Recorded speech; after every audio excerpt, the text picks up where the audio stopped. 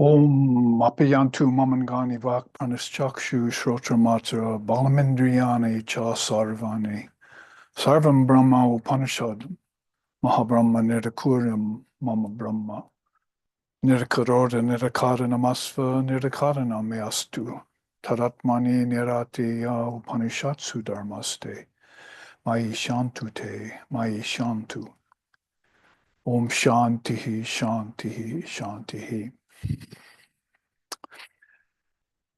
May our bodies expand and experience great health. May our life force flow unimpeded. May our minds gain capacity in their ability to know Brahman. For the Upanishads state that all existence is Brahman. Therefore, may we never deny Brahman, and may Brahman never deny us. May there be no rejection of Brahman ever by us. We who are dedicated to the realization of the Atman within. And may all the divine qualities cited in the Upanishads also abide within us. For there shines Brahman.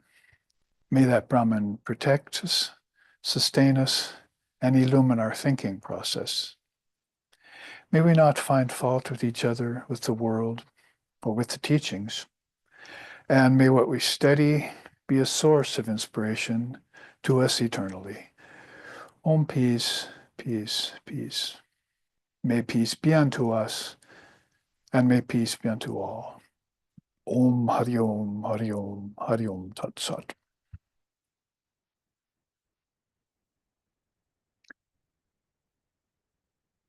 And so with that sloka, which is the beginning sloka before our Upanishad understudy, and also one that speaks of the Upanishads twice in its flow of several lines, we start this class, which is the final class on the Niralamba Upanishad, that which is without foundations, without supports, needs no underpinnings or any support for its existence.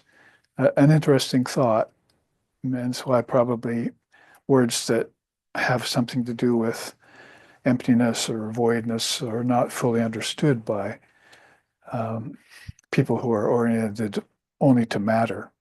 And even in space, which is part of it is very vacuous and unattended by objects, still you find objects there. So you can't find something that's truly formless, except in India, when you talk about words like Niralamba or Nirbija or Nirvikalpa or Buddha's nirvana, all of those have to do with the removal or maybe the actual lack of existence that is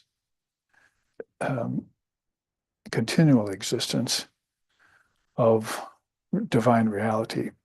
And of course, the West, and I've said it many times, we, in westernized religion that we've grown up in, there's not only anything that we can see that is truly formless, nor is there anyone telling us about a being that's formless, because everyone's so attached to the form that then that means God has to have a form too. Well, God has beautiful forms by the billions, really, if particularly when beings get realized. That's what I just chanted. May Brahman, we never deny Brahman, and we who are dedicated to the realization of the Atman. That's that thread that weaves everything together inside of five elements, five senses, body, mind, mechanism, ego, mind, intellect, and so forth. Some continuity that's unseen. I'm talking about even today about when we woke up and greeted the day, about the wind being unseen. So Vayu, god of wind, is one of those provers of divine reality, that it moves, but nobody can see it moving itself. So the effect of the cause is there. And so beings use that, illumined beings, which we'll talk about later more at the end of this class, the final class on this Upanishad. Beings use that as a metaphor for divine reality. It moves and it doesn't move. It's beyond movement. It's motionless, but yet it causes everything else to move. It's the unmoved mover. And we also have other beautiful titles for that divine reality, which is formless, like the unseen seer, which speaks more about consciousness and how it sees everything through all eyes and hears through all ears and so forth, as Krishna says in the Gita, but yet itself is not seen or heard, like the unstruck sound. Its word, that is the word of Brahman, Om, Aum, as we heard one Swami pronounce it recently, is also unheard by most all beings. Only the yogis occasionally hear that appearing in the right side of the subtle body mind, and by echoing by its primal vibration out upon everything, so that one can see that everything is really formed of vibration, all the way down to the element earth and back into the word itself. All of those things are evinced, and that's the first word I uttered today, as you might have noticed or not, was Om. Om Apayantu Mamangani Vak Anuschakshu Shrotra Matra Balam Indri Ya Sarvani, all Sarva. All these things receive the light of God and the sound of Om. That is our body, our senses, our mind, our thoughts.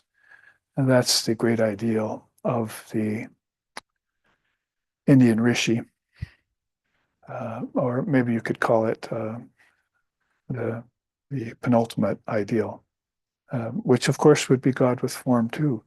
But the ultimate ideal in India would be that formless reality.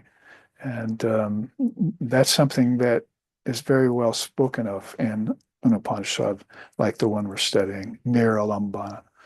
Alambana is a word Father of Yoga chose for various things, like earth, air, fire, water, ether. It means station. So why didn't he call it tattvas like Lord Copula did? Because we see that they're pretty much the same thing, only the list gets expanded depending on who treats it.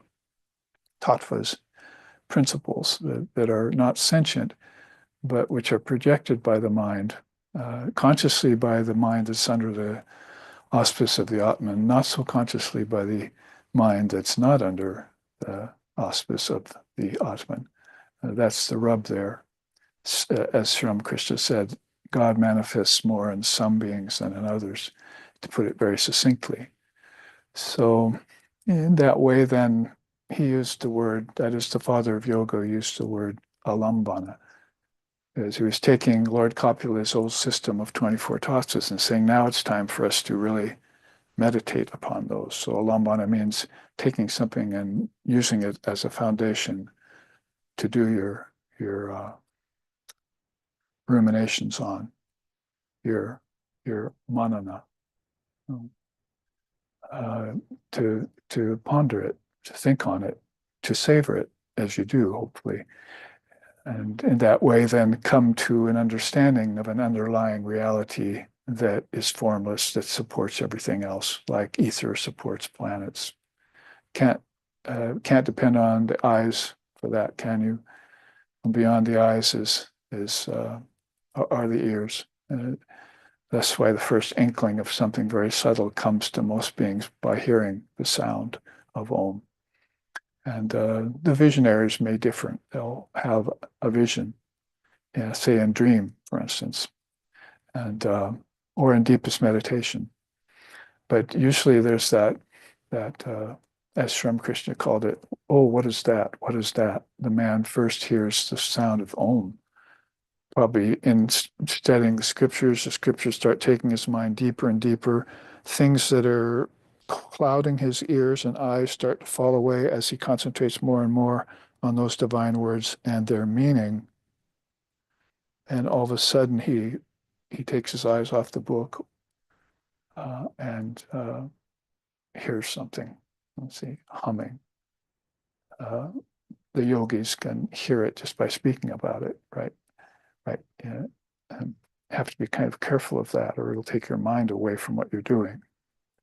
So I'm not going to speak that much more about it right now.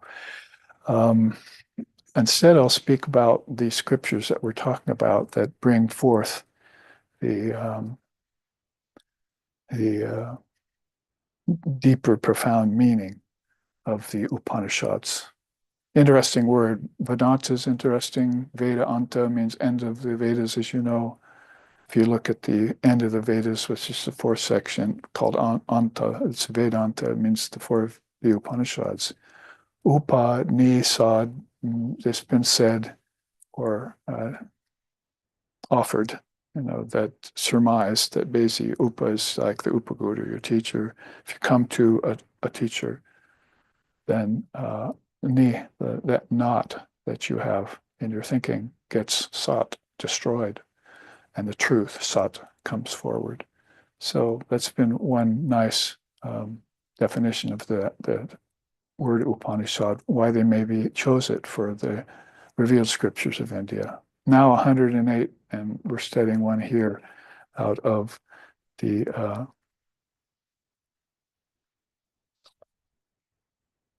Vedas. So you could see here, basically, we've had 40 questions, and about 29 of them were answered as of the end of class last week. We took a hunk of them called what is deed and what is non-deed, remember? And uh, that was very interesting that if you went toward the word deed, then you see that most people are doing deeds unconsciously, as I was just saying. They're not conscious of their Atman, number one. They're not conscious of God being the doer, number two. You want to put it very simply. And in all of that last week, of course, the non-deed would be the ability to refrain from doing karma-based actions and not receive their result. How do they do that, these great seers? We're going to find out, because toward the end, the question is, um, who is the sage and who is the disciple? So that's coming up at the end. But right now, as far as what is knowledge, what is ignorance, I proposed my own various powerful answers from the scriptures last week, but I didn't read the Rishi's answer. So what does he say about it? Let's start there. I do deeds that are done through the sense organs. The deed thus done is centered in the self alone is the real deed. So what's the non-deed then? Is those deeds that are done through the through the sense organs, without the knowledge of being centered in the self. In other words, he goes on, the deed done with conceit as agent, enjoyer, which causes birth, etc., means birth, death, which binds, is that deed which he ascribes here to the senses alone. See, they're just doing, the senses tell them to do things, as it were. They're not connected to the carriage of enlightened mind, which is connected to the range of prana, which is connected to the charioteer Arjuna, which is the Atman, which is connected to Krishna, Ishvara, which is connected all in Brahman. See, those connections are all, oops, gone missing. You see. So it's only as far as the elements to the senses. It's what yoga has been, excuse the term, bragging on for so long, when it saw people who were attached to matter only and couldn't figure out why they would want to do that, and couldn't figure out also that that was bringing them pleasure and pain. What is pleasure and pain? He answers that too. He says,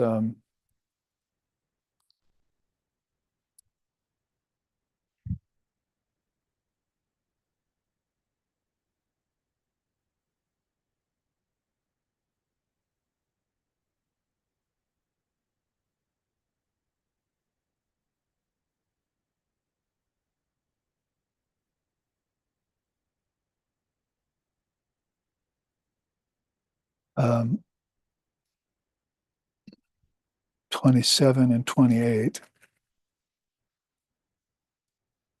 Bondage is the plan to devote oneself exclusively to the senses and to nature.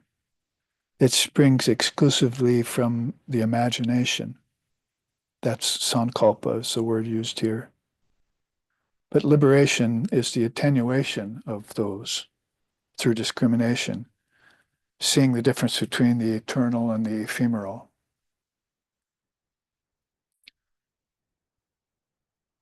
And getting rid of the sense of ownership in regards to objects that generate fleeting pleasures and pains in transmigratory life. So that's what the only answer he gives here. What is pleasure? What is pain? That's what brings all of that about.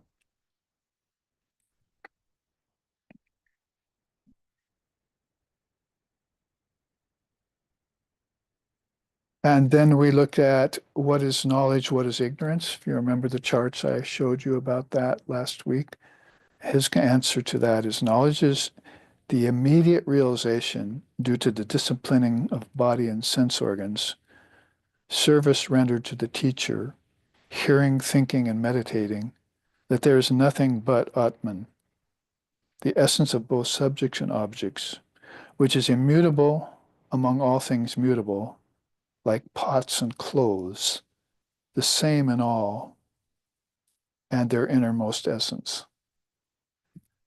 So, of course, pots are in clay, so clay would be the essential thing, and pots would be the what came out of them, existing of the same material. So knowledge then is the immediate realization due to disciplining your body and senses and serving your teacher, your guru, and hearing and thinking and meditating about nothing but the Atman. That's knowledge. Ignorance is, he says, the illusory knowledge, like the snake and the rope, of Brahman that is all in all pervasive and non-dual. This illusory knowledge is associated with a plurality of selves, that's egos, based on a plurality of adjuncts of bondage and liberation, stations in life, castes, because he already answered and asked and answered that question, what is caste? Men, women, and immobile things, insentient things, lower animals, mankind, and gods. And all thinking all that to be real then would be the definition of the opposite of knowledge, ignorance. Like the God blog last week, where we're saying knowing many things is ignorance, knowing one thing is wisdom, Sri Krishna said. He's making a distinction between ajnana, jnana, and vijnana, right? Lower knowledge, higher knowledge, or ignorance, higher knowledge, and realization. And he answers pleasure and pain here too. He says, pleasure is the blissful state that succeeds the knowledge of the essence of being, intelligence, and bliss. Dukkha is the mere sankalpa of objects of mundane existence or of the non-self. So real pleasure then he's defining as that which comes after you realize the Atman, and real pain is that which comes before you've realized the Atman. That is being with people, ignorant people. That's hell. Actually, that's pain, but he asks the same question here. What is heaven? What is hell, right? 29.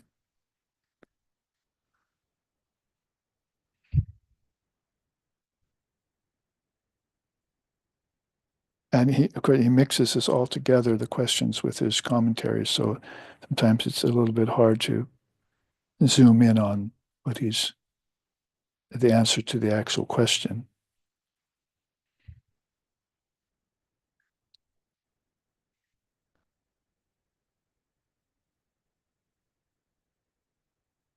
Yeah, here it is. Association with worldly people who are unholy alone is hell, whereas heaven is association with the holy. So pretty easy definitions there. And then he goes on and answers these questions, which we were taking up last week about bondage and liberation. That's kind of where we left off. So brought you up to speed on where we are. Questions that are coming is what is to be adored, who is the disciple, who is the seer, um, what is to be sought after, what is to be rejected, who is the renouncer, the sannyasin. And that's up to 40, actually 41 questions if you count them in the way that they're proposed here. Those are the 40 questions that the Niralamba Upanishad proposes and answers. And we have been answering them too in our own fashion. So if we want to leave off here with bondage and liberation, what is bondage and liberation? Then I want to start out with this chart on India's answer to that. You see here the title of this is Ekam Sat Vipra Bahuda Vedanti. It's one of the famous statements, and it comes from the Rig Veda. It actually takes a lot of digging to find that, which I did at one point into all the sections of the Rig Veda with a search mechanism after I got the Rig Veda in a file, and found eventually the actual statement. It's accompanied by a testament about the gods,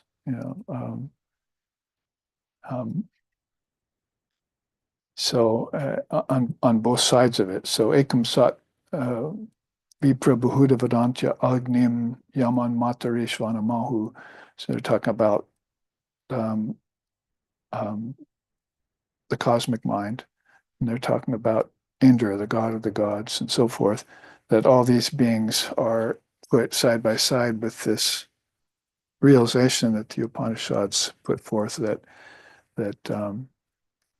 there's basically many paths but one goal.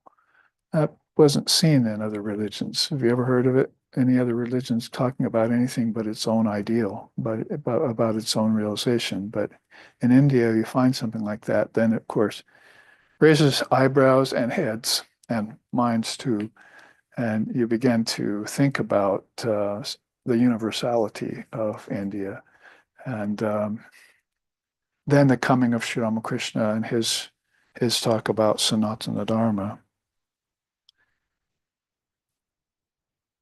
That quote actually comes soon in another chart.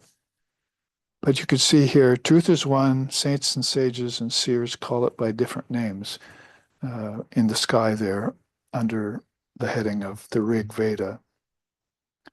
You could also sing that in other Vedas, other Upanishads rather. Yata nadyaha shadamanaha samudre ashtam gachanti namarupa vihaya tata vidvan namaruti vimukti parat param purusham upuiti divyam om.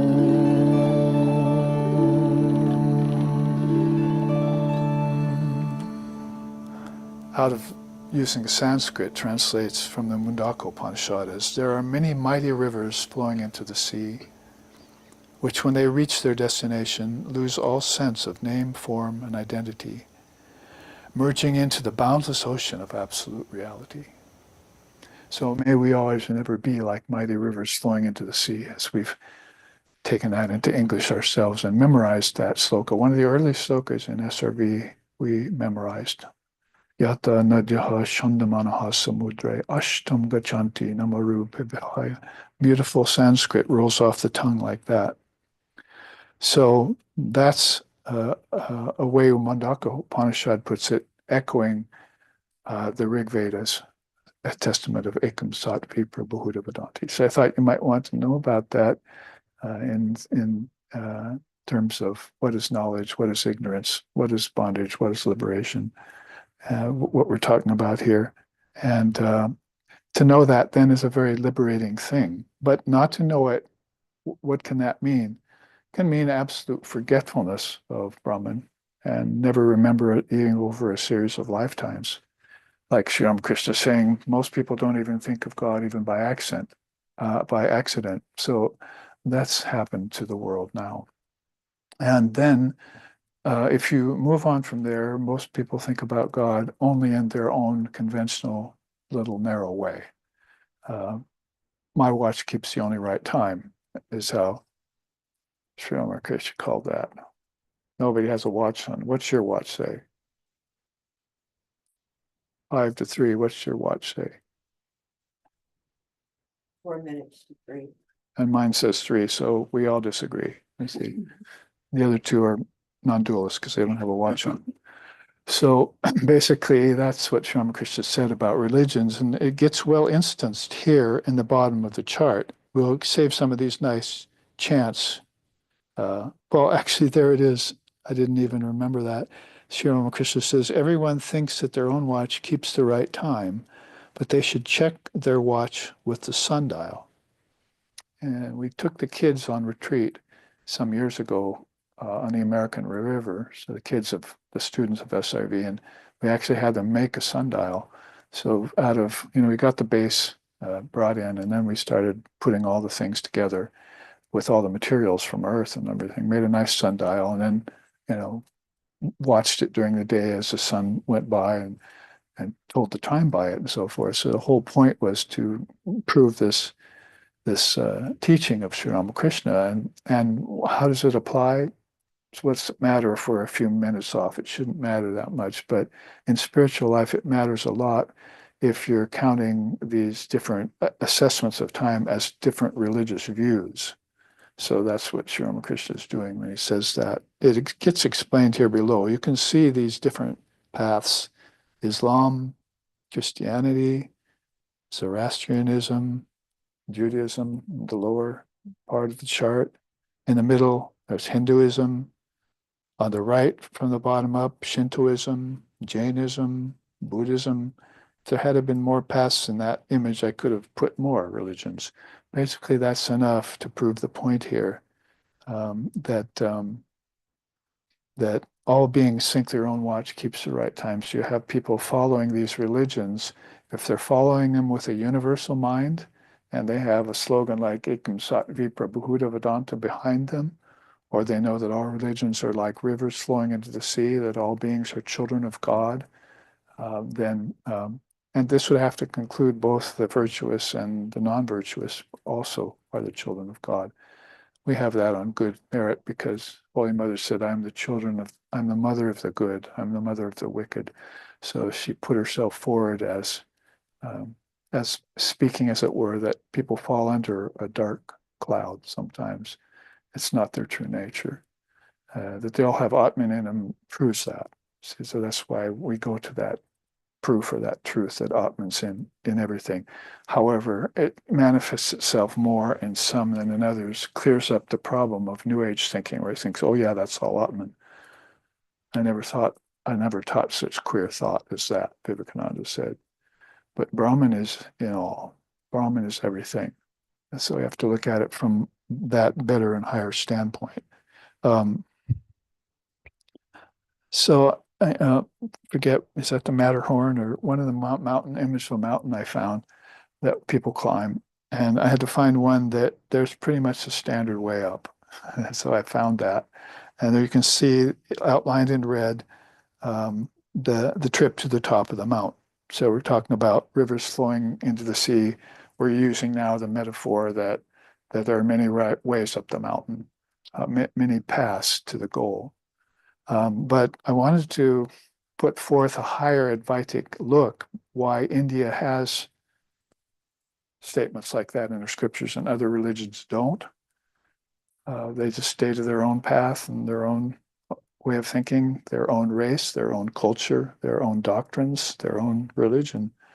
And quite often that turns conventional on them and is just restricted to heaven seeking called salvation, rather than actually taking you to liberation, becoming one with the Lord. Because even Jesus had said that, I and my Father are one. So there must be something deeper in religion, beyond conventional religion, beyond irreligion, even beyond just religion itself, and beyond Dharma, that we're missing in these paths. So you can see there the route up the mountain from, it's the Advaitic path, basically. So what's said there is well, I should probably just read it from the quote down here. Open-minded beings know that all religious pathways sincerely followed can take the soul to blissful oneness. What is known only to the few, however, is that while there are many paths to get to the goal, there's really only one way. For all paths only lead to the foot of the mountain. From there, the intrepid soul, desiring full enlightenment, must conquer the single pitch to the summit. That dizzying ascent to get to the ultimate goal is called renunciation. So, for instance, what Krishna teaches in the Gita, according to Sri Ramakrishna, Gita, Gita, Gita, Gita, Gita, Gita turns into Tagi, and Tagi turns back into Gita. If you say the word over and over again, Gita means renunciation. So there's a lot of opinions about what Sri Krishna's main message in the Gita is, but Sri Ramakrishna sort of came along and put an end to those opinions. India came along and put an end to this idea um, of exclusivity in terms of religious and that kind of thing. When he said that there are many paths, they all lead to one goal. So basically, you can see here that all these religions have paths that are going around the foot of the mountain. And you could say that these are all leading people to different levels of understanding of religion, maybe put under the word in our tradition here in the West, that is, the main tradition, Christianity, called salvation. But even at satsang yesterday, we were talking about the Upanishads talking about the fact that they needed to move beyond the heaven-aspiring senses. They worship the gods are in heaven. When the gods became appeased, then everything was in harmony, and it's kind of a wheel. Vedic wheel has one, indigenous people have a wheel, Taoism has a wheel. Everybody, all God's children got a wheel.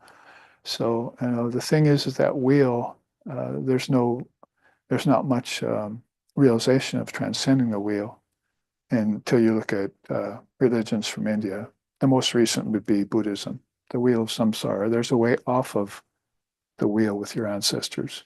And it's the ultimate goal of the vijnani, that is the realized soul, to realize that and free himself from all cycles, all transgressions, all transmigrations, all things, all objects, the worlds of name and form, the mind that projects them, even the cosmic mind, to go beyond them all and attain to realization of the true self, the Atman in everything, and merge that Atman then into Brahman. And so in that way, you see these paths sort of wandering around the lowlands. The mountain is right nearby. So that intrepid soul that comes here and finds the truth of, I am my Father are one, call that the Christian version of the sloka for non-duality. Basically, tatvamasi, that thou art, or aham brahmasmi in Sanskrit, much earlier than Jesus, was that this self is Brahman. When that realization begins to dawn on a soul, he's gone beyond ajnana, ignorance, even gone beyond jnana, the wisdom in the six scriptures. Now he's getting into the actual realization of the fact within himself. That's why our minds expand in their ability to know Brahman, right?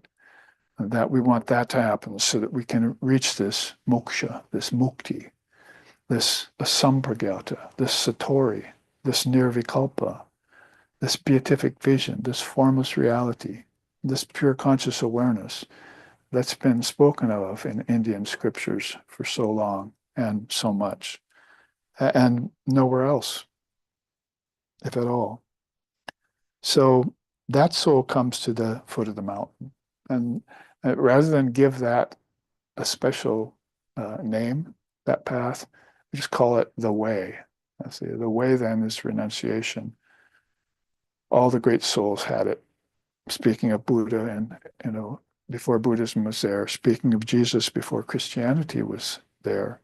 And then, of course, going into Hinduism, it has a long history back to the Vedas of realized souls, which we'll look at here pretty soon.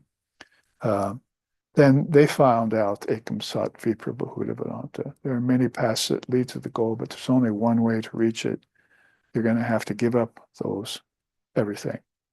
What's one of those things you'll have to give up? The path itself. Somebody yesterday, once you've walked the path, is it any good for you anymore? It's good for others maybe, but for you, you've reached the goal. So now you don't want to have to go back along it many times to try and convince yourself that you've reached the goal. You've reached the goal. You want to abide there and not backslide or lose ground anymore. So that's going to be that total renunciation of everything that the great seer attains in spiritual life.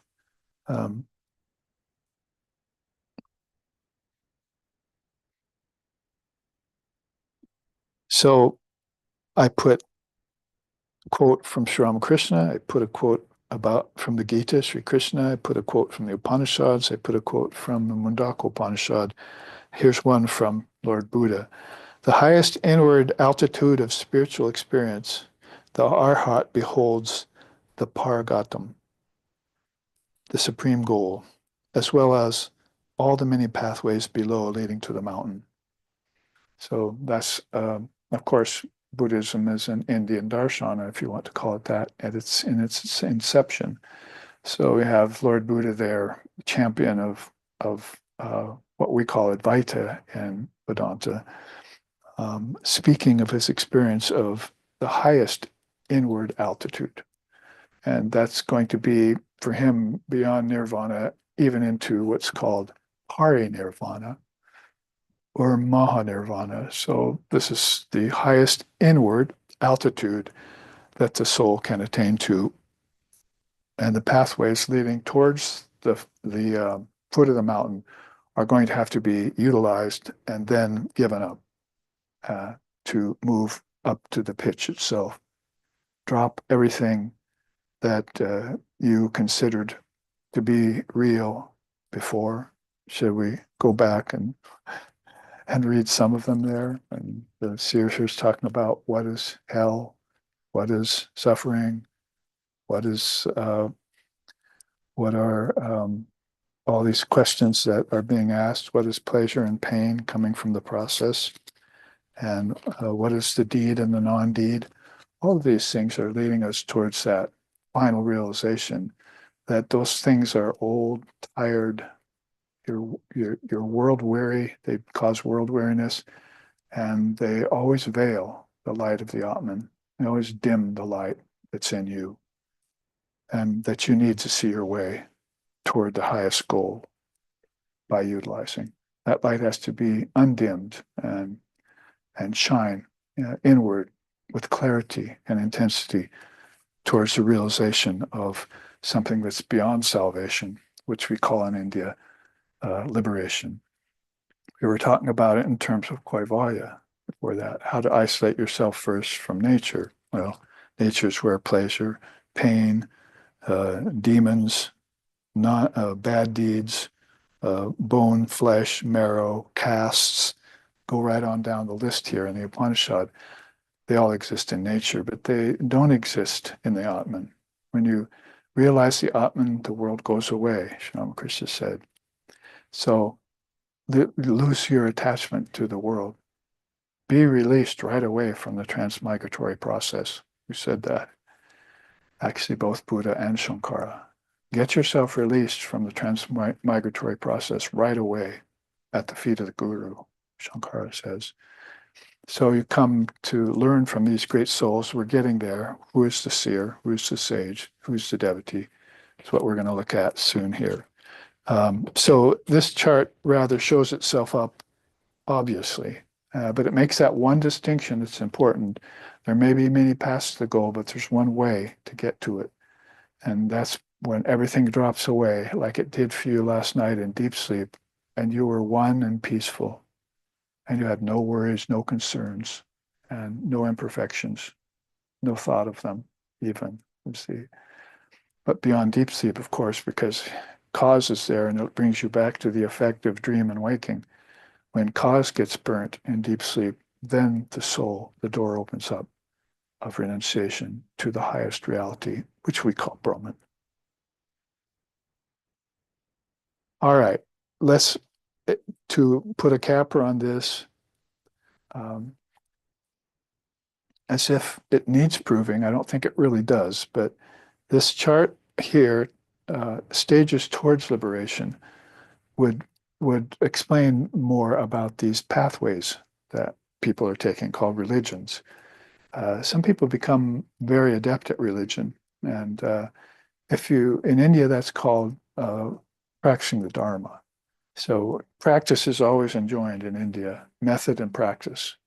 Don't let pseudo-advicists tell you different. People who think they understand non-duality and say, oh, you never have to struggle. You don't have to do practice. You don't have to read the scriptures. You don't even have to meditate. You're already that. That's a realization for those beings who have already studied, meditated, and realized the goal through those very same means and methods. Then they can say that. So for then all of us who are going through or wanting to go through these stages which take us beyond conventional religion, which is very unsatisfying as is seen in the world, basically,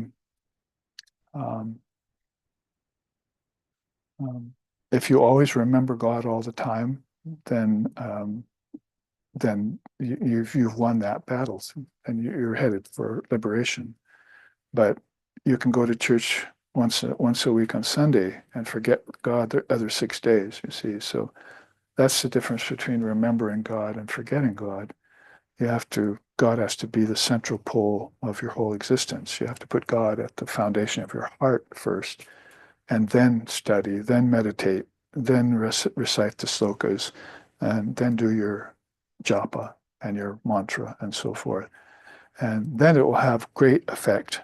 So those stages towards liberation here are put nicely, and it always gives me a chance to use Swami Vivekananda's great advice for us here in the West. You must pay special attention to study. Set about collecting everything that books, beginning with the Rig Veda, well, we started out good today, didn't we? Down to the most insignificant of Puranas and Tantras, have got to say about creation, annihilation of the universe, about race, about heaven and hell, the soul, consciousness, the intellect, etc. Well, shall we go back and read? Because all of these things are mentioned in these 40 questions. Every one of them. So he says, you must collect these and pay special attention to study of those kinds of things.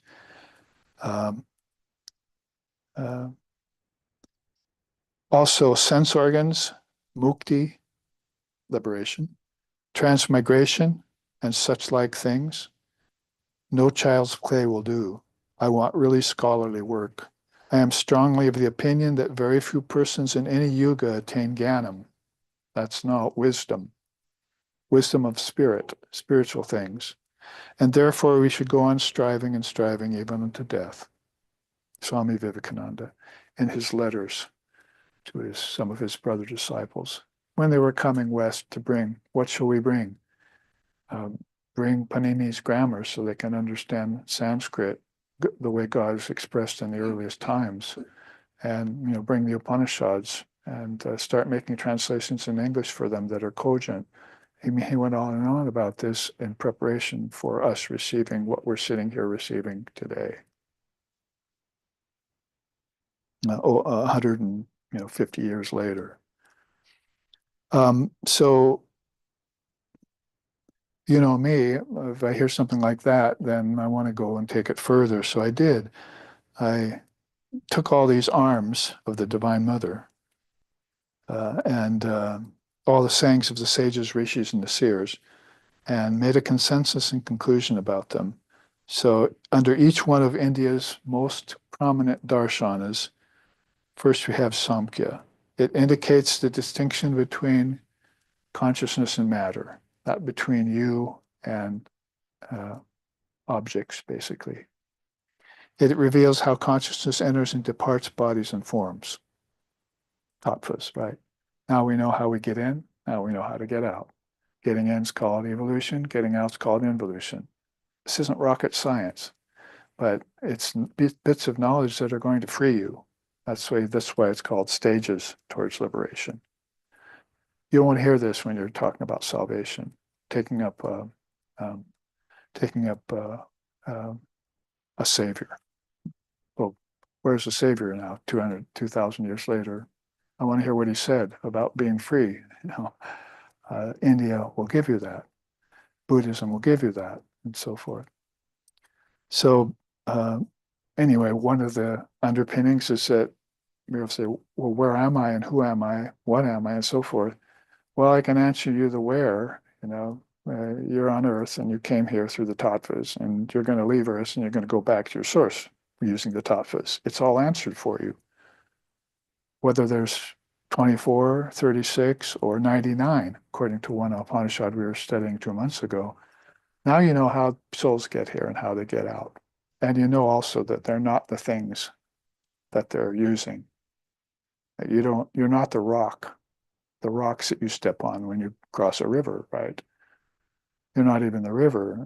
You're the self, you're the soul. So those rocks are like places of purchase for soul, the feet of souls, who come down from causal to subtle to waking and go back to subtle to causal, like you do every 24 hours in Jagrat, Swapna, and Sushupti, if you know what I mean. Samkhya also explains the nature of suffering and the impediments in embodied life, called gunas, right? It gives the order of grouping the evolutes along with their involution, sanchara. What does yoga do for you? Provides a comprehensive sadhana designed to purify all aspects of being. And I'm putting one word, Sanskrit, in parens after each of these. This one's called Ashtanga. What's that was provided? 8 limbs by Father of Yoga. It encourages concentration upon created principles as divine expressions. What's the word? Lambana. We just said that.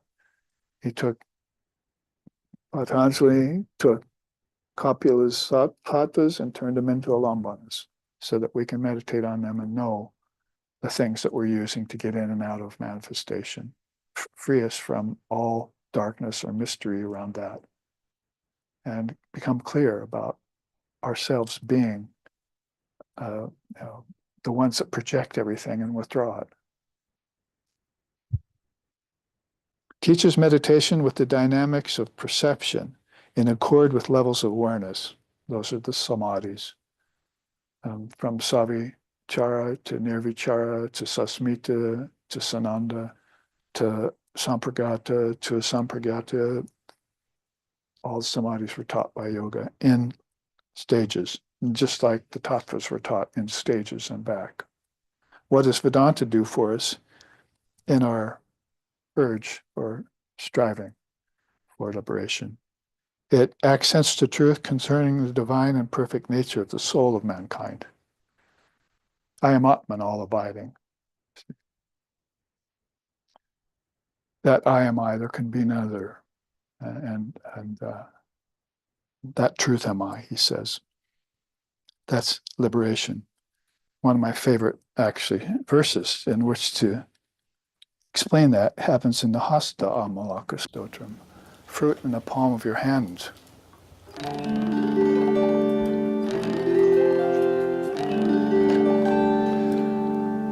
Manus chakshuradir vimukta svayamyo. Manas chakshuradir manas chakshuradihi. Manas chakshuradir agamya chakshuraha. Yadnicha palabdis swarupahamatma.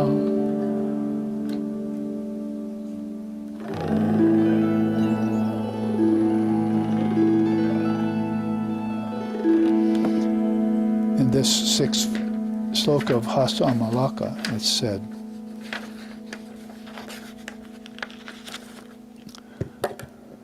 and this is about Niralamba, no supports. Even bereft of sense experiences, mental cognition, and vital functions, that internal reality continues to exist, relying upon nothing. It is that which animates the senses, impels the life force, and awakens the mind. That perpetual being am I, self-effulgent, illumining the cosmos. Ekam Sat Vipa. I have reached that highest goal of oneness with Brahman, and I find out that I am that. What's happened as a result? Even if my sense experiences go away, and my senses, and my mental cognition stops functioning, and my vital functions go away, and I lose the body, that reality exists nonetheless as the foundation, needing none of those supports for its existence. Right? So I exist whether I have, if I don't have body, if I don't have prana, and if I don't have senses and objects, I still exist. That's putting the coffin nail in anything that has to do with doubting your true nature, the Atman, and realizing that you're ever free and never bound. What does Tantra say about liberation? It transforms all beings, objects, and events by deifying them, turning them into expressions of divinity. So as I'm on the way to objectless reality, it's not going to do me very good to be averse to everything and hate everything. Those things are going to get on to me and hold me back. Like hate my ancestors, for instance. I have to worship them, but I have to go beyond them nonetheless. So everything here, then I need to deify. And so, well, let go its hold. Let go thy hold, sannyasa bold, say Om Tat Sat Om. So all those things, you cause them to let go when you see them as divine and quit seeing them as obstacles and impediments. Tantra also invokes and awakens all deities as conscious personifications through ritualistic worship. And that's where ritualism takes on its most important facet in India, in Tantra. If you put that worship with yoga and Vedanta, you've got ritualistic worship, which is true and authentic. You've got yoga, which gives you the practice. You've got Vedanta, which gives you the realization that I am ever one with Brahman. I am always free and never bound. And that all this that seems otherwise is this ignorance that the Rishi's talking about here. It doesn't really exist. Tantra also utilizes mantra and meditation on God with form to express divine life. It's like mantra yoga it's shared by Vedanta and yoga, but basically it really has its heart in the deities, and the deities have their place in Tantra. In Vedanta, you begin to move beyond the deities, beyond your ancestors and so forth. So in that way, then again, you're deifying everything, and you can have a divine life as you depart life. Turn your whole path to the top of the mountain into one concerted effort to realize God, because thou art that. It finally idealizes the sanctified relationship of masculine and feminine principles. We call that Shiva and Shakti. So don't get confused about gender and all that. Go to the primal two genders. The men are Shakti, the men are Shiva, and the women are Shakti. And realize the nature, your true nature in that. The divine feminine, the divine masculine. And then you have the perfect combination for balance. And you get into a sanctified relationship with consciousness in its two main modes. And that really leads nicely into Kundalini Yoga, which is another one of the great darshanas. It moves to awaken power and manifest it consciously at all levels of your being. It's called Shaktipat. It offers an intense practice to effect purification and opening of channels and centers. That's called Nadi Yoga. So you want these nadis to open up. If you're breathing and eating good food, that's helping with your physical nadis, but don't stop there. The mind also has nadis that conduct higher prana and psychic prana, and chit shakti is there, right? So you want her to come flowing through those and just completely clean them out and stretch and widen them. May our minds expand in their ability. Have you ever wondered how the mind can expand? It's those nadis there that need widening. So she's the road crew, you see. So go down there deep and widen up those channels, and all of a sudden you're thinking clearer and more profoundly. And there's more you can contain more in your memory. Retentive memory happens when she widens out the nadis. It's all done at the behest of the Chitti Shakti. Who said that? Back here to yoga. Patanjali said that in the final sutra of the fourth pada of the Yoga Sutras. Don't get started on that. So I can go on for a while on that one. Works to refine the mukhya prana, prana, and psychic prana to bring forth higher vision. Well, I jumped the gun, didn't I? I already explained that. Basically, physical bodies and things out here like moving my hand and my legs and so forth, prana. But man does not live by that prana alone. Food and its energy. There's a psychic prana inside which precedes that. And before that, there's Shakti herself, which is more pure than prana. She's the holder of prana. Prana is like the spider web. She's the spider, the Upanishads say. And she gets about her web. Guess what else? She doesn't get stuck in it.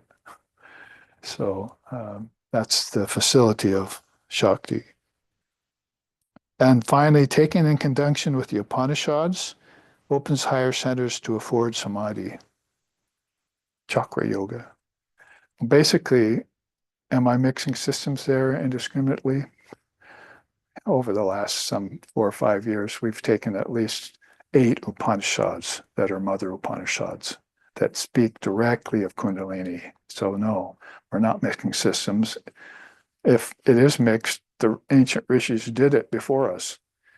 And so they saw, as Ramakrishna said, in this day and age, there will be no spiritual awakening without the awakening of Kundalini Shakti. Awaken her and let her have her effect, have her sway on everything here. That just leaves one more darshana that we favor quite a bit, Vasishta's yoga. He says, in it is said, preserve some of the earliest teachings on crucial systems like the 5 akashas. That was what he was teaching Sri Ram. So come this weekend to the seminar on Sri Ram's teaching in the Adhyatma Ramayana, which I'm studying very deeply right now. And I have 2 new charts for you to see about what the Avatar says about Advaita. It may be for the few, but it's good for the many. That was one of the subtitles I considered for one of the charts. For the few, this Advaitic knowledge that he gives once in a while.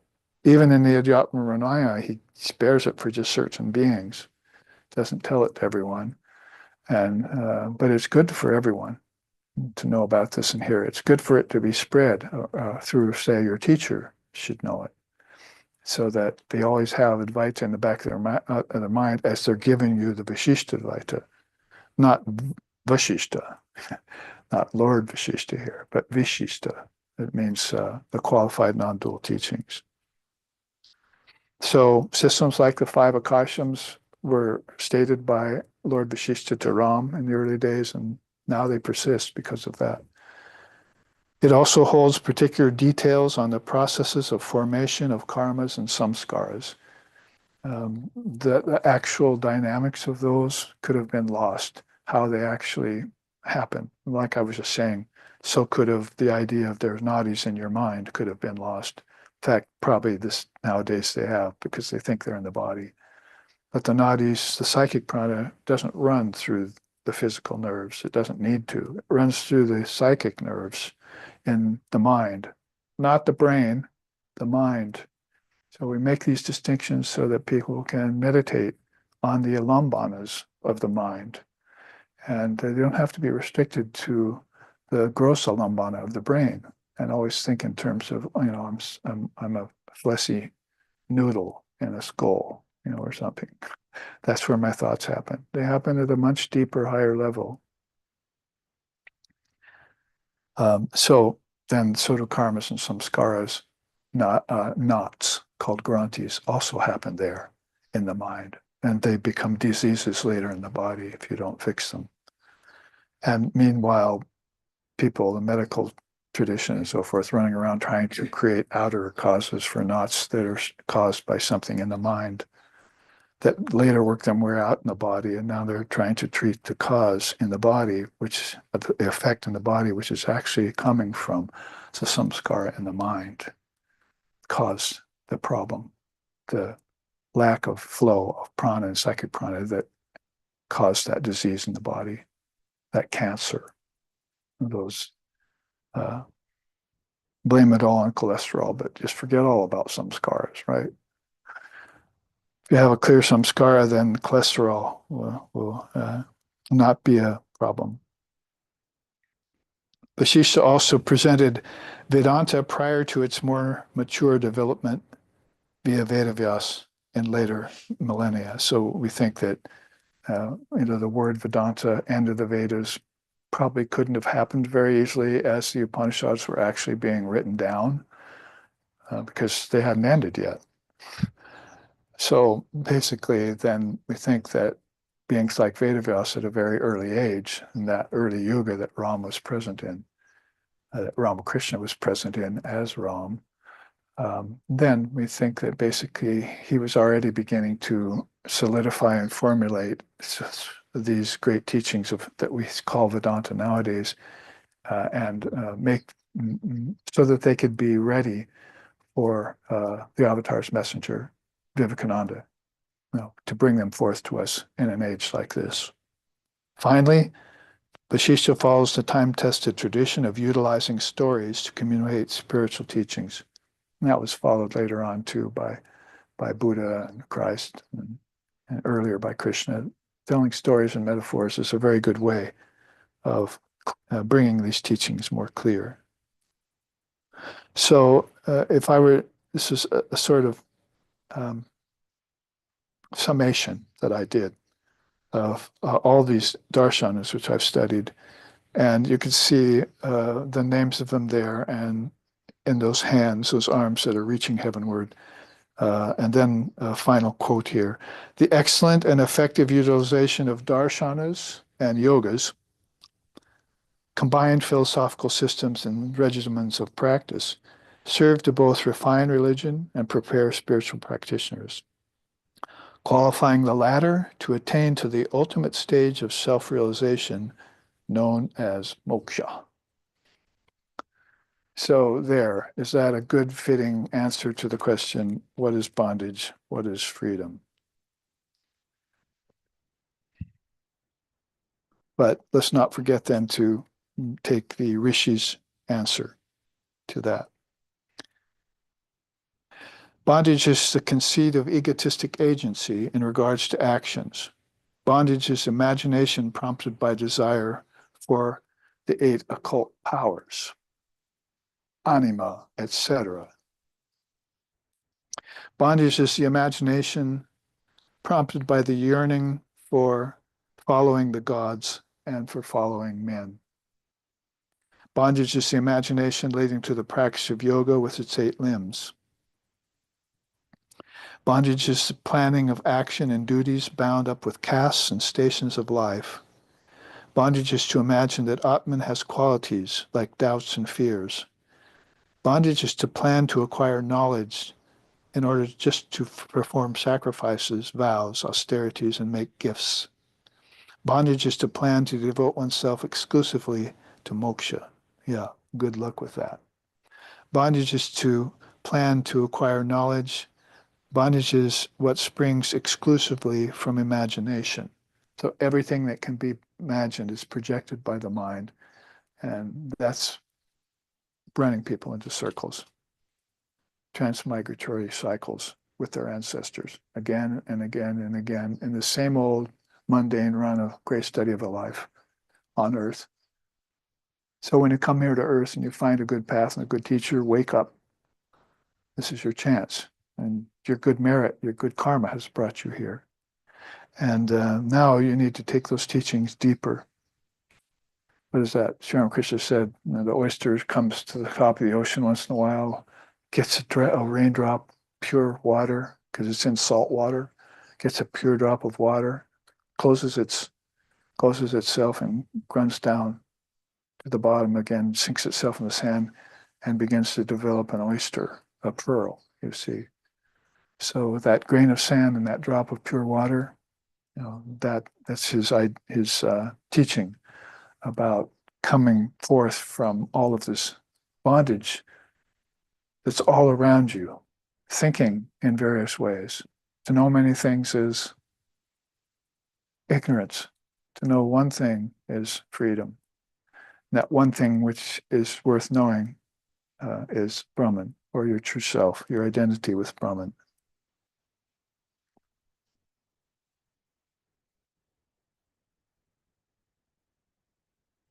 So, talking about everything that's opposite of freedom, liberation, stages of liberation. I just read you all the types of answers. Actually, that one question, what is bondage, elicited more answers from this rishi than any other question. So he really wants you to know the difference between knowledge and ignorance, between liberation and bondage. And so now our questions have to turn to, as we end this series of classes on the Niralambana, who is the disciple and who's the sage? And what is to be sought after in that relationship and what is to be rejected? And who's that ultimate being called the sannyasin, like Vivekananda, you see, the great sannyasin.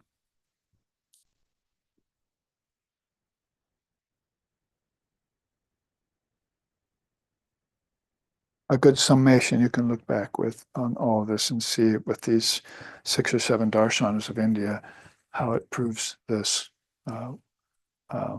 ultimate goal, and how it proves also that there's something beyond salvation, beyond religion, that needs to be encountered and accepted. I did have another chart on bondage and liberation, but there won't be time to go into it. I think we've covered the subject enough. But you probably can look it up in Footfalls of the Indian Rishis when you see the 3 types of bondage and the 3 types of liberation there. There's bondage to nature, number 1. There's bondage to sense objects, number 2. And there's bondage to conventional life, mundane living. Then with liberation, there's a liberation of wisdom, there's a liberation of detachment, and the liberation of transcendence. So if you want to look it up in Footfalls, you can see the quotes underneath each of these. But this is basically the threefold bondages and the threefold liberations way back to Samkhya time when Lord Kapila gave it to us. That's how ancient it is. So I'll just mention that chart. But let's go to this question then of who's the sage and who's the disciple.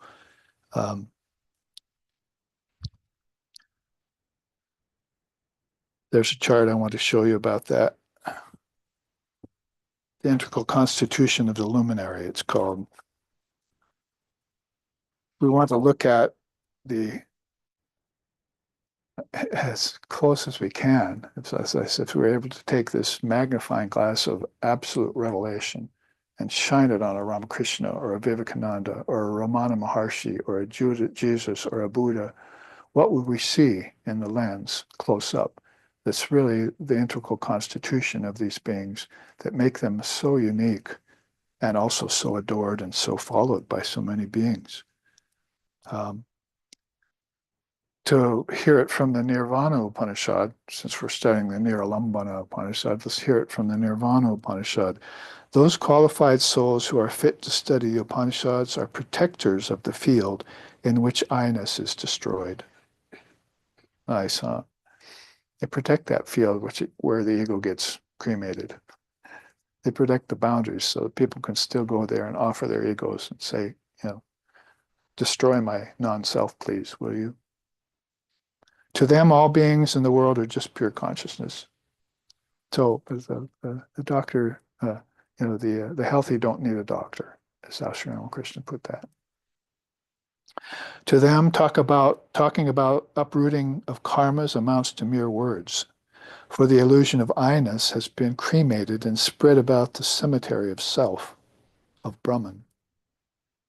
For others, these luminaries represent a ship with which to cross the ocean of earthly existence, right out of the Upanishads.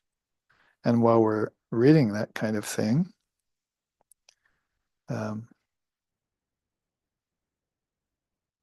we'll save the Atma Bodhi Upanishad till the end. There you see the image of an illumined soul sitting humbly. And these questions come from Shankara mostly. And so we have questions coming from the Niralamba Upanishad now in a more current age, which is what, maybe 700 AD or so, 1300 years ago instead of millennia ago. We have Shankara coming forth with his description, his question, like, what is their ideal? What is their heart? Who is their preceptor? What's their activity?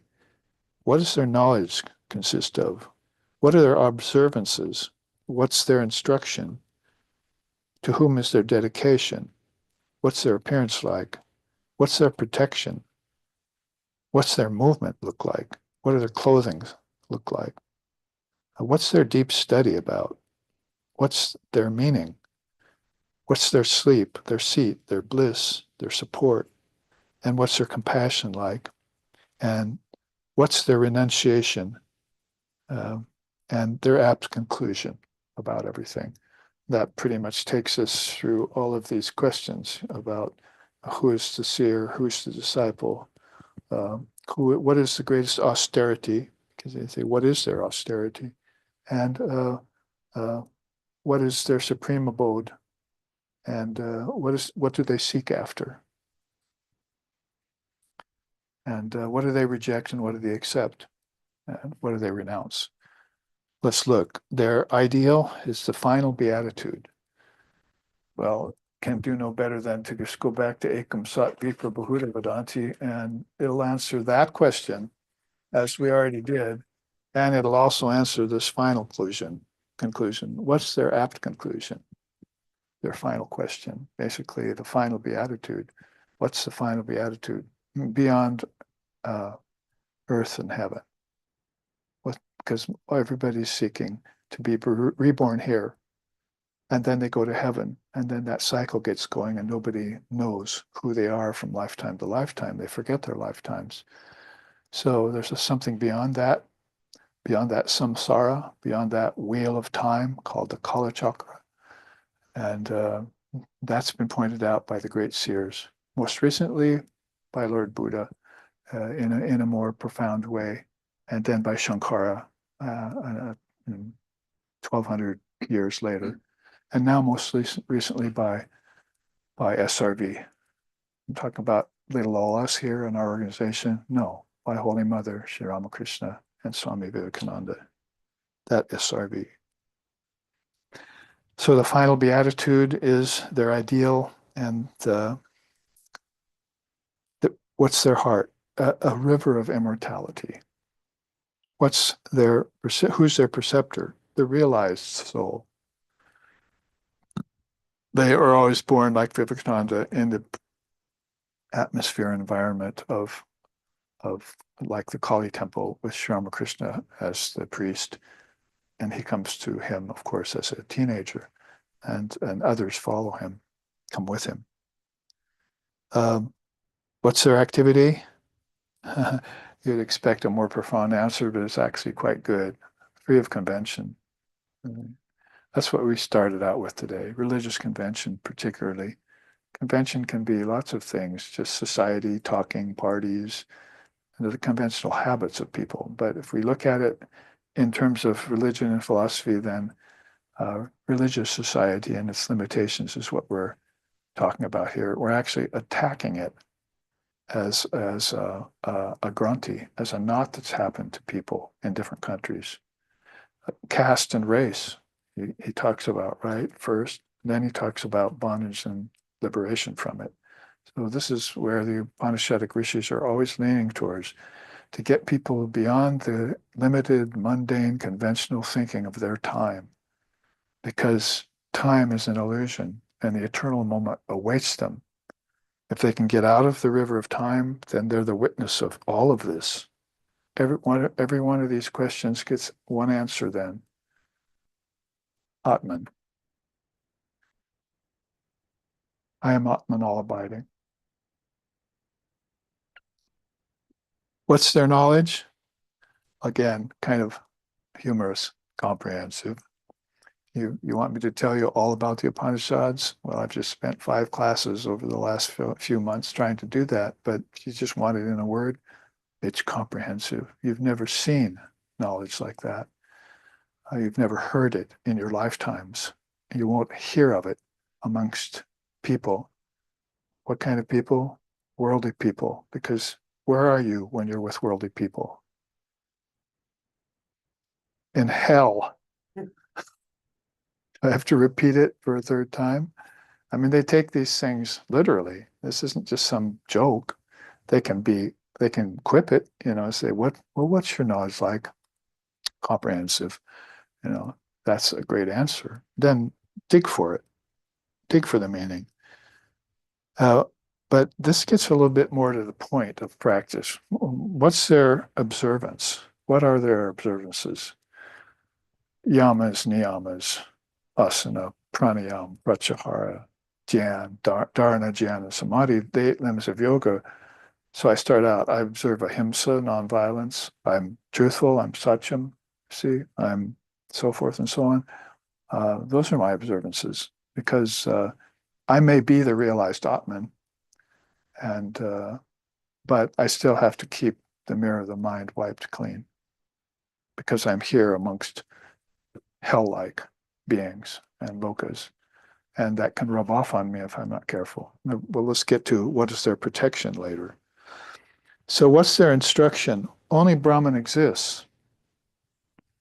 You wouldn't have a lot of satisfaction by sitting with the Avatut for a long time. Although I can sing you some beautiful verses where he got to talking, somebody got him talking. Basically, it's just silence. You're with them, they're in silence. We found that about Swami Sheshanandaji Maharaj, about, he wouldn't talk anything if it wasn't Brahman. You couldn't engage him in any other conversation. Phone calls with him were rather humorous and a little tense.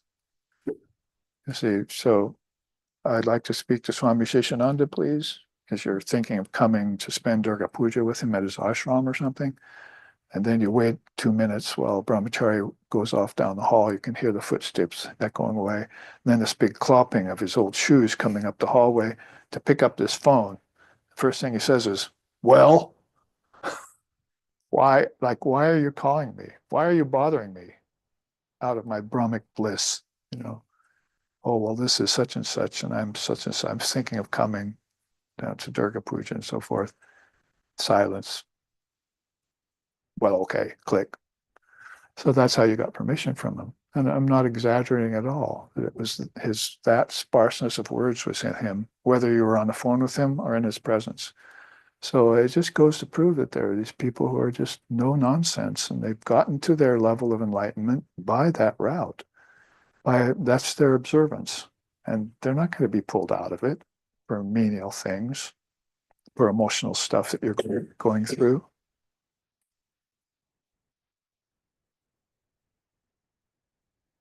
Forget your small self and remember your Atman, your mother used to say. Their dedication, beautiful, to their disciples. If they have any dedication, then it's going to be to those beings who are suffering, but who are sincere and who are enterprising, who are spiritually intrepid. Spiritually intrepid. They want to go forward towards this, ekam sat, one truth. And that's going to galvanize them and make them serious and sincere. So that's a beautiful example of what their dedication is to. Their appearance is like 12 suns. Their protection, the presiding deity. So they have an ideal they're born with, and it comes with form and beyond form too.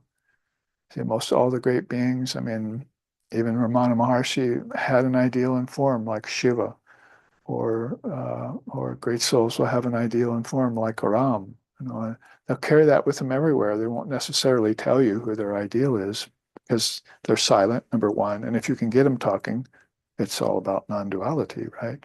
Freedom. Oh, do you want to get free? Don't talk to me about anything else. Well, who's your Ishtam? Let me ask you that question. I have an Ishtam. I'm settled. But do you have an Ishtam yet? No. Well, let's get you one then. See, you got to get to formless reality through form, through God with form. Don't mistake me. You can't get to the infinite through the finite, but the God with form is not the finite. It's a manifestation of Brahman in form. It's the real article. It's the highest conception of God that the human mind can comprehend, to quote Vivekananda. What's their movement like? Their movement is the unmani state. You might as well go back here and say, well, what's a deed and what's a non-deed? Well, their movement is the non-deed. They don't move through deeds like other people. Oh, I got this done today. Then tomorrow you have some negative thing come back from some good thing you did. And then you're put off track, you see. Or I did something bad today. Next day, nothing bad happens to you. Oh, I got away with it. Either way, you're in a deed. You're in the karmic deed, and you don't know when it's going to come and how it's going to affect you. But unmani state is like no mind. You don't do things with an ordinary mind. You don't do things with the unripe ego. You don't do things with the dull intellect. Uh, you don't do things in the duality of nature. You do them only in the oneness of the Atman, and you don't even do them. That's one of their secrets. You put another one there. What's their secret? Oh, they don't do things, in Maya. They don't do things in nature. Krishna clarifies that in the Gita. What's their clothing? A garland of bliss. That's because they are so dedicated to the disciples that their disciples are always bringing them garlands. Reading today in the final 2 chapters of the Gospel of Sri Ramakrishna about Kali Puja, Sri Ramakrishna's last Kali Puja, because he was at Kasipur finally, and he was about ready to die, that is, die from the body. And so he had the cancer of the throat, and he was just blissful and dancing and singing and laughing and talking about God to all the devotees. And there's a big long paragraph about how people came to see him on that special day, and they all brought flowers and garlands. He was like bedecked. So it's not hard to prove this statement from Shankar. And what's their clothing? Only thing I could see him in was flowers. They loved him so much that they bedecked him. They garlanded him. Their deep study is of the revealed scriptures. That could be guessed. It's not a hard answer to come up with. They love non-duality, and the closest thing to non-duality in word, besides the direct transmission of the guru who's realized in Advaita, would be the revealed scriptures. So that means there's a distinction in them between the revealed scriptures and those that are just ordinary. Who is the father of that teaching, who again kept it for us for a long time so that it wouldn't go away? Vishishta, his path to moksha, teaching to Ram in the Yoga Vishishta, starts off talking about the difference between the Shastras, the Viveka Shastras, and the Aviveka Shastras. Those Shastras which discriminate between the real and the unreal, and those which don't. So when you hear something like that, which I did when I was young, I got it. You see, now I know there are revealed scriptures that you stay to. Those are the books you want to read. Like Sri Ramakrishna kept the Ashtavakra Samhita near him. He never read books and so forth, and he didn't like books and all that. Not true. he loved the revealed scriptures, and he loved the Vedanta, and he loved yoga, he loved Tantra and so forth, and could quote from all the scriptures with his perfect memory.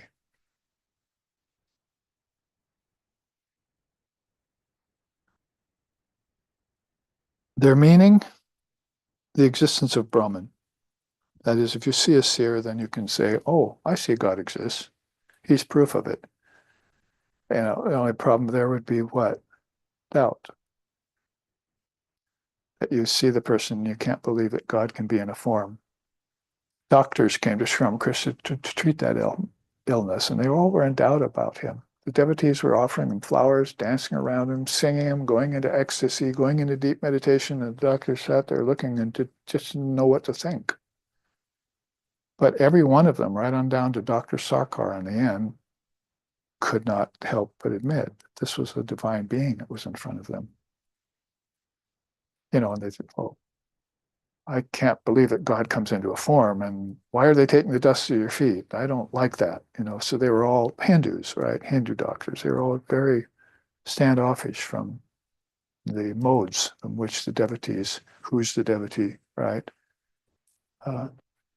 And who's to be adored, these questions. They're all very standoffish from the modes in which the devotees adopted to adore the Lord when they finally saw him in a form. I mean, you've waited centuries, lifetimes, and then God comes into form and you're going to have doubts?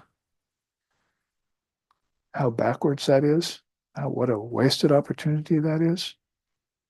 And what does it matter if they're perfect or non-perfect? According to your assessment, are you so perfect that you can judge a soul like that? So anyway, we're just saying that existence of Brahman is proven more and more by that soul and by being in company with that soul. You see, what is to be sought after? Holy company, in other words. As soon as you can find it, as soon as you can have it. Their sleep, that's a good one, is oneness with Shiva. So they're in constant sushupti. I'm sorry, conscious sushupti. Probably constant too, but basically that's oneness with Shiva. Their seat is one seat free of hatha. That is, they're not depending, again, Niralamba. They don't depend on the body or anything the body has to do, or the body's health or ill health, or body's illusion or not. They don't depend on any of that. They have one seat, and that's ekasana. Sounds like Shankar, doesn't it? Because he said, just master one posture, asana, the third limb. Just master one posture and sit still. You see, don't shift about. So this would be his advice. Their bliss is free of the gunas. Imagine not only being free of darkness and restlessness, but being free of balance. Because if you have balance, it's very nice, right? But what's the problem with balance? Fear of losing it. So that's why only renunciation is desirable. Only renunciation is desirable. And just everything else. So back to here, right? That's the one renunciation, right? So one road up to the top of the mountain. If you carry anything with you there, you're going to be fear of losing it. Well, I think I'll take this bit of water with me because I'm going to get thirsty. Cast it away. God will rain clouds on you. You can drink water from the sky. You'll forget about thirst when you see God anyway, because the senses will all go away. You won't have a tongue to be thirsty with. See, their support, the blessed Lord itself, or himself, or herself. Their compassion is divine sport. That's a nice one. If you want to know the role of compassion in Vedanta, because we know that it's in Buddhism, but in Vedanta it's not really big on compassion. It's bigger on love and realization, liberation. But if you want to find the place for compassion in Vedanta, there it is. the very fact that they will come and sport here, because this goes back to existence of Brahman, right? Who are they? What is their meaning? That Brahman exists. So jump ahead then, and you know that through what? Through their Leela, through their defined sport. And then their renunciation, because it's so important, they renounce all results and separations. Back to oneness is their ideal, right? Free the final beatitude. And that's their conclusion. Sarvosmi, existence is. There's nothing but existence. And when there's doesn't seem to be existence, it just went into hiding called seed form. And then it'll come back out and dance some more, and they'll sport in it. When they're one with Shiva, that sport is not being shown. But when they're coming back out and everything comes out of seed form and manifests itself, then there they are, proving everything that existence is. And we'll end here then this series of classes by reciting the Atma Bodhu Upanishad sloka. Beautiful too. It says, just as to an owl the sun is dark, so also for an ignorant person there's darkness in Brahman. Nice, huh? So an owl looks at the sun, there's just a black spot. See, very good analogy for the ignorant person. They look here and they don't see any Brahman whatsoever. They just see matter. I know we like to see the owl used in nicer, wiser ways, but this is also a very good illustration. But Maya has gone away from me. This is the Rishi himself talking. I am the pure vision. I know myself without a second. I have ascertained the highest truth. A wise man always abandons poison and favors Amrit, divine nectar, Atma Bodha Upanishad. So I know we're a minute or two past. I'm going to keep you a little longer because I don't want to forget to conclude the Upanishad the way the Rishi concludes it. So talking about these great beings, right? Who's the disciple? The disciple is Brahman indeed, that remains altogether immersed in knowledge of the world as obliterated by the awareness of its ground, Brahman. So, and who is the sage? The sage is the knower of the essence of self-awareness, present in all as their innermost part. So you can think about Sri Ramakrishna and so forth as your very self, right? Meditate upon the Lord as your very self, seated in the shrine of your heart, the Upanishads tell you.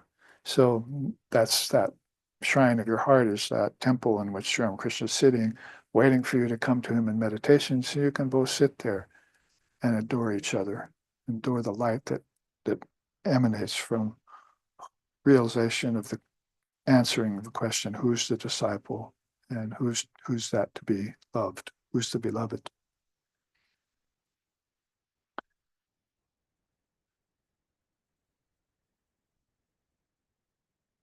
And onward.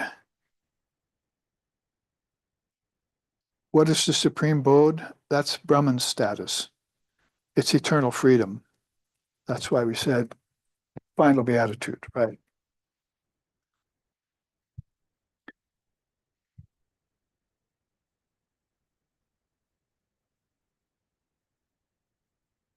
It comprises being, intelligence, and bliss beyond the qualities of the mind and the sense organs and the vital breaths.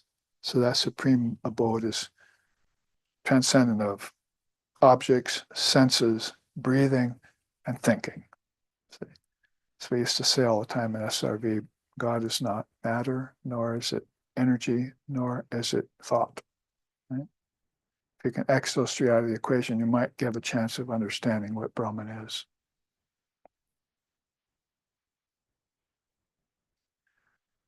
And what is to be sought after? 37th question, 39th. To be sought after is the essence of pure spirit, which is untouched by space, time, and objects. So that's why, you'll use the Illumined to get beyond forms, and then you'll enter into the realm of formlessness and see that beloved one face to face. Like Mahatma Gandhi said, when we see Sri Ramakrishna, we see God face to face.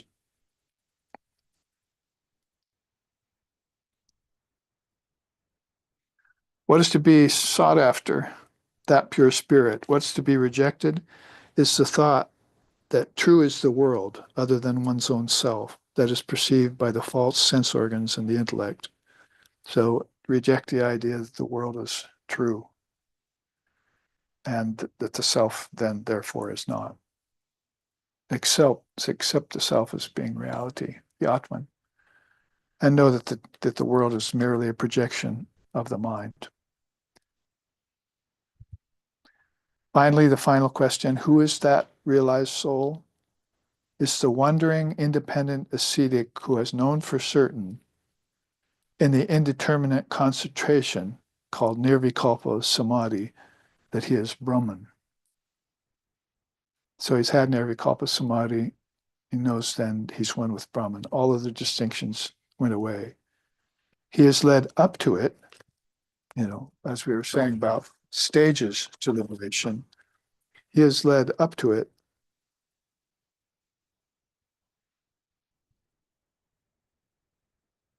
through the experiential knowledge of the contents of major texts like, quote, there is no plurality here, unquote, quote, all this is Brahman, unquote, quote, thou art, unquote. The knowledge of the contents of the non-dual scriptures that declare that is how he's led up to the conclusion that I am Brahman. That one is liberated. That one is adorable. That one is the yogi. That one is immense. He is the Brahmana. Om Purnamadaha Purnamidam Purnat Purnamadachate ends with the peace chant like that. So that's the Niralamba Upanisad as far as 5 classes can tell it.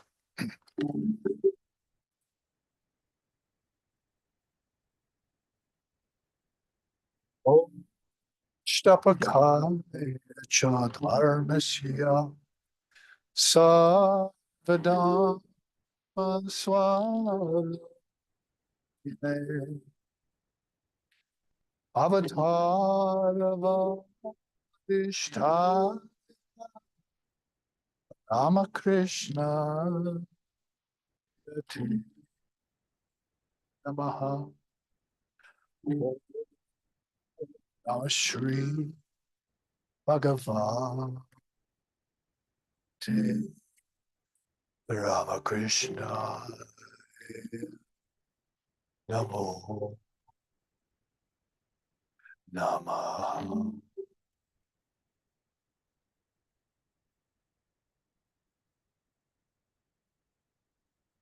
Jananim Sharadam Devim Ramakrishnam Jagadgurum Pado Padme Toya Shritva Pranamami Mahor Mahor Pranamami